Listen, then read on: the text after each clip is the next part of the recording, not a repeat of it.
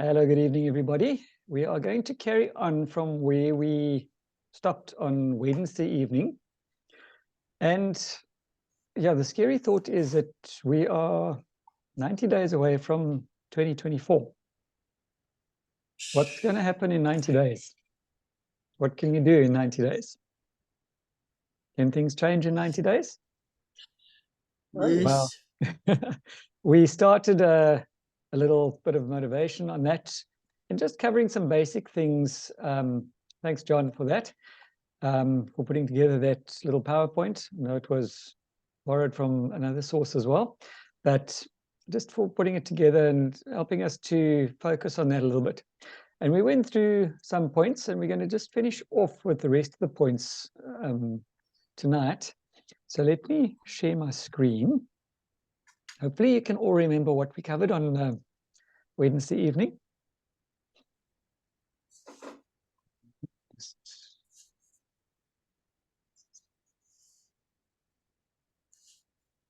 Come on.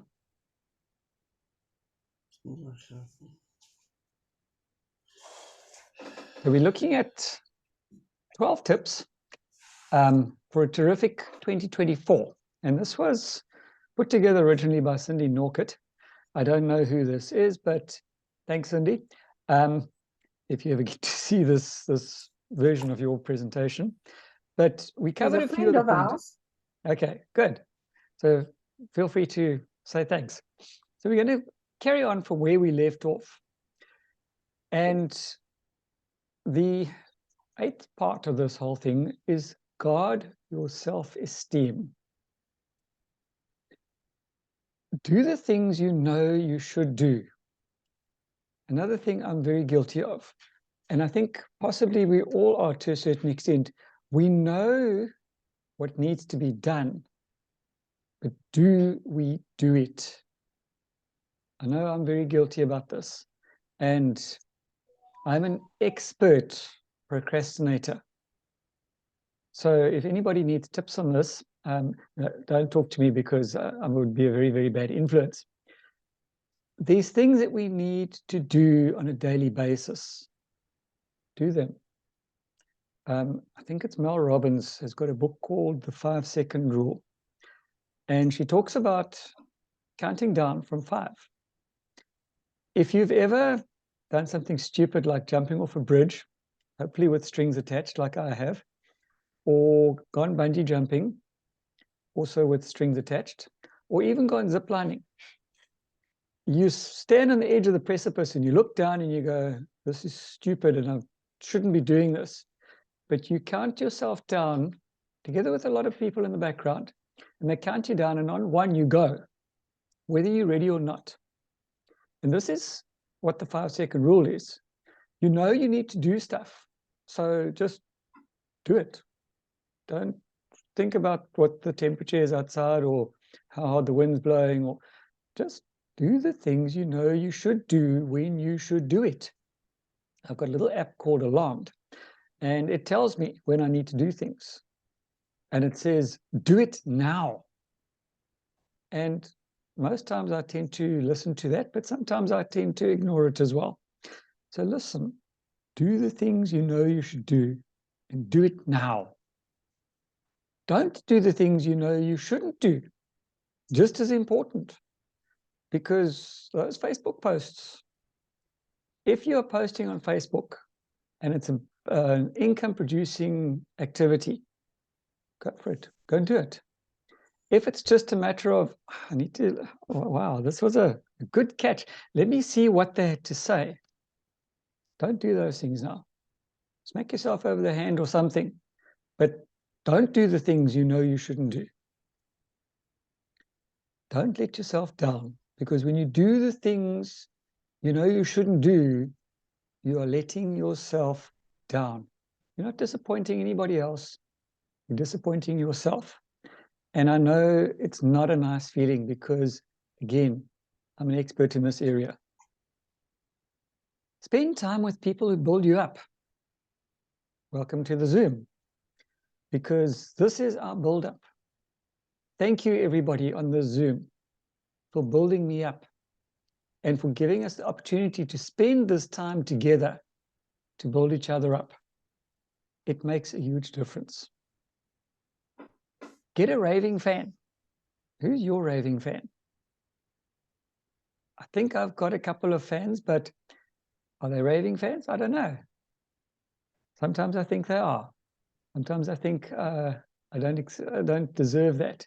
But get a raving fan, somebody who's in your corner, somebody who can support you no matter what. Whether you're doing the things you shouldn't do, that raving fan's going to encourage you to quit those things and do the things you know you should do. Who's your raving fan? Expect success. You know, if you get in your car and go for a drive, do you expect to have an accident, or do you expect to get to your destination without a problem? Easily, quickly, no issues. So the same should come with success.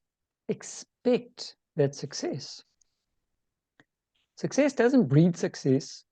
Relentless effort breeds success. Consistency, as Simon Chan always says. If you always do the things you know you should be doing, success is inevitable. It has to happen. You just have to keep doing it.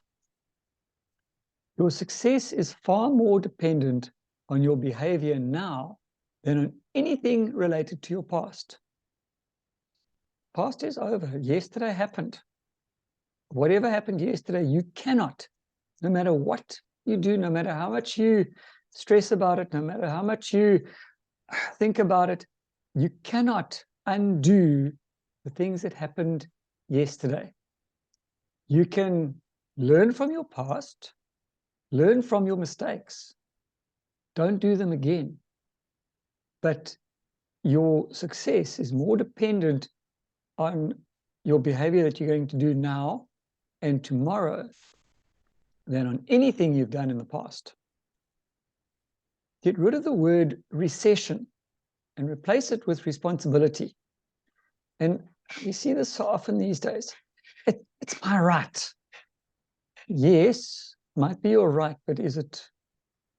What is your responsibility as far as that right is concerned? And recession, every time you tune into the news, which hopefully you aren't doing, because the news is negative, you'll often hear the word recession. We're heading into a recession because cost of living is spiraling out of control and all these different things. So what? Are you going to accept that? Or are you going to take responsibility for what you can do? Can you change what's happening in Russia or China or Australia or Cape Town? Can you change it? Can you change the recession in this country? Or are you going to take responsibility and change it? It's not the big who eat the small. It's the fast who eat the slow. There's the two stories of the story of the two hunters out in the bush. And they come through into this clearing and there's a lion. And the one guy looks at the other one and says, well, what do we do? He says, we run. He says, but I can't run that fast. He says, that's not a problem. That's your problem, not my problem. I'm going to outrun you. So it's not the big who eat the small. It's the fast who eat the slow. And we live in Africa. And unfortunately, it is. And in the wild, you will always see, regardless of whether it's Africa or not, it's the survival of the fittest. Be a better boss. Now, we all are, in this particular business, self-employed. Yes, some of us have got a job, and maybe we've got people underneath us. But in a business of our own, we probably only have one employee, and that is me. So if I'm my boss, I need to be a better boss. If you are your boss, you need to be a better boss. Ensure that everyone has meaning in their work. Why are you doing what you're doing? Is it just shuffling papers, or is there actually a meaning? Add a blast of excitement and fun daily. Life shouldn't just be, oh, I've got to do this, I've got to do that, and it's the same old, same old, same old. Make it fun. Put some excitement into your life. Catch people doing things right.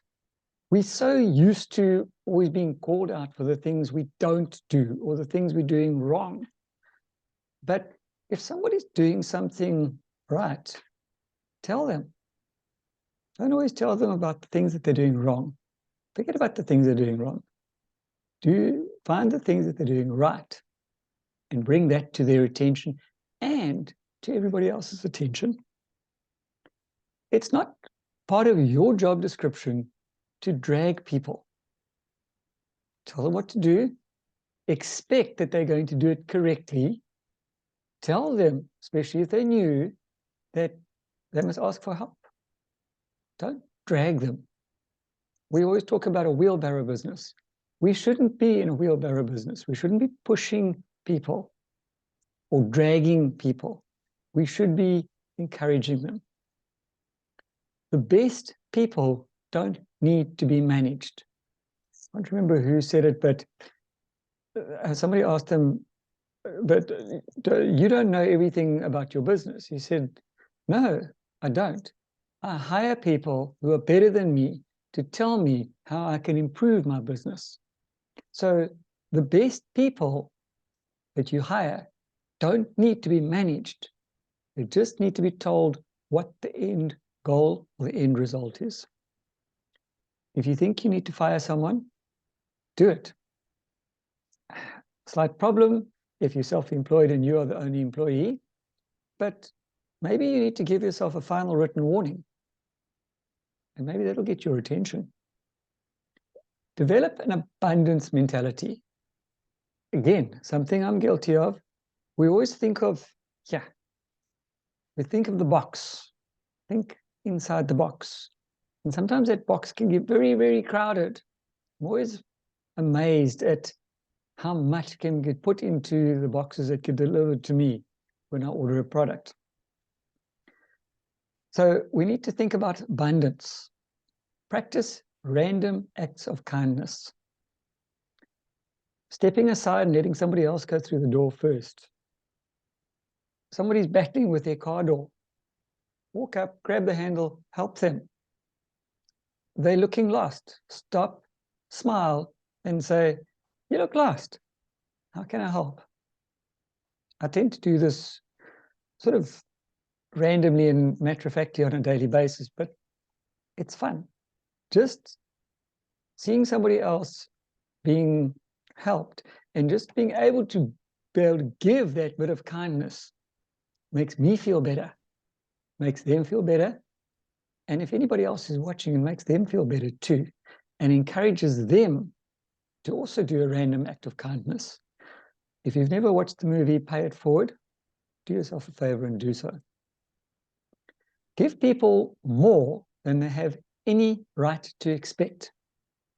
If you go and ask somebody for directions, don't, or somebody, maybe I should rephrase it. Somebody asks you for directions. Don't just say, well, yeah, you go up here and you turn left and you go right and it's 4 bushes past the left rock on down that other straight.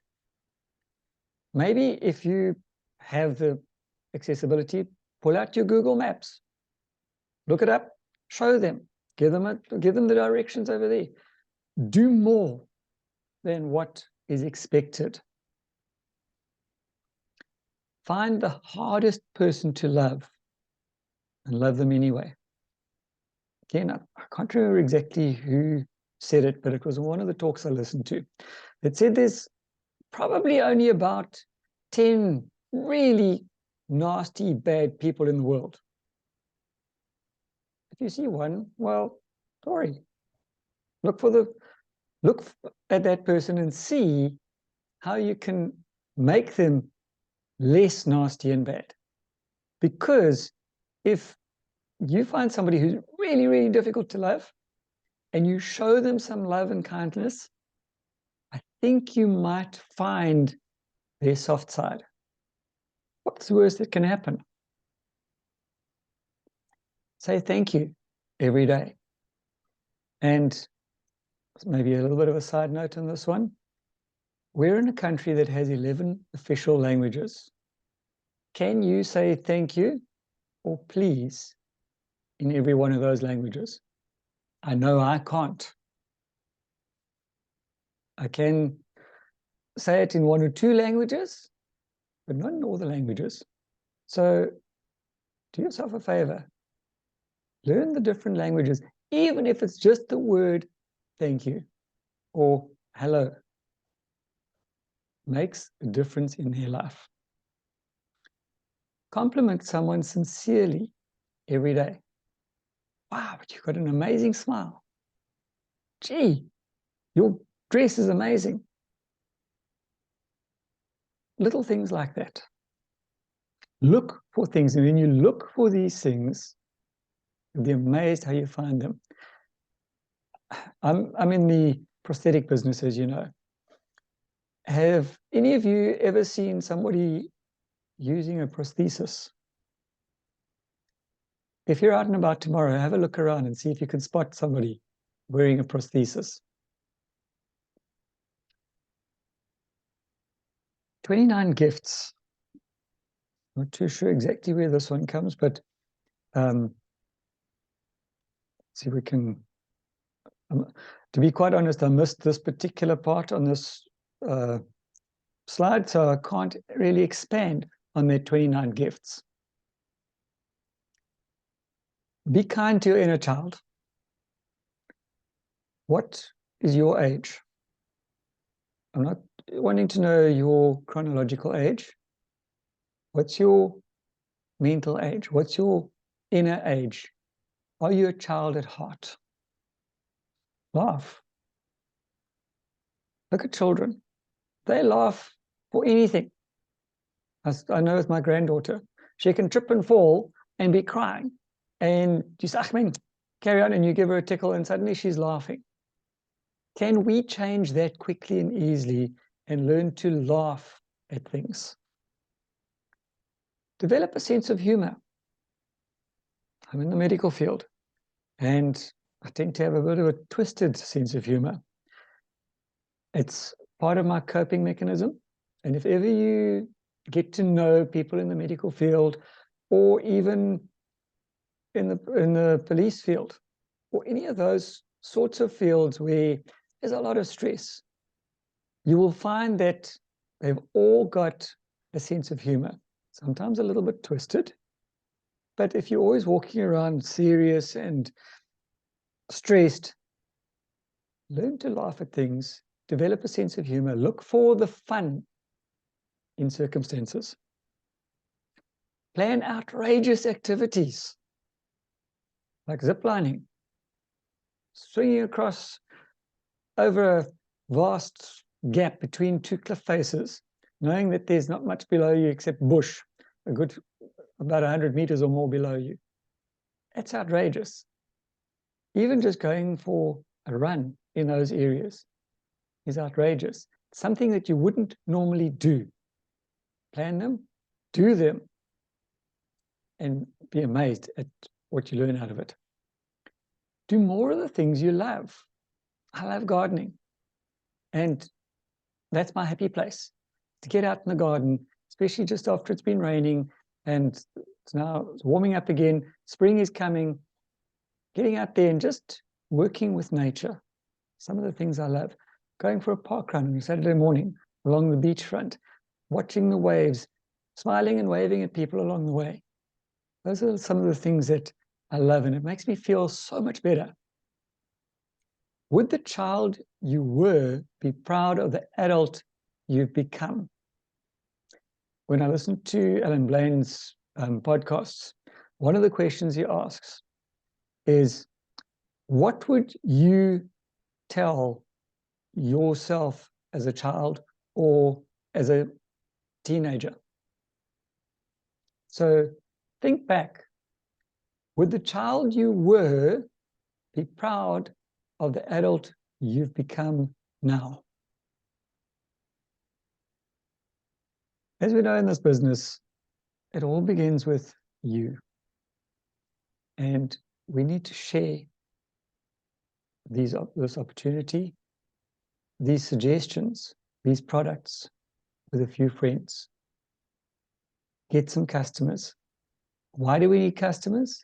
Because we're going to make a difference in their lives.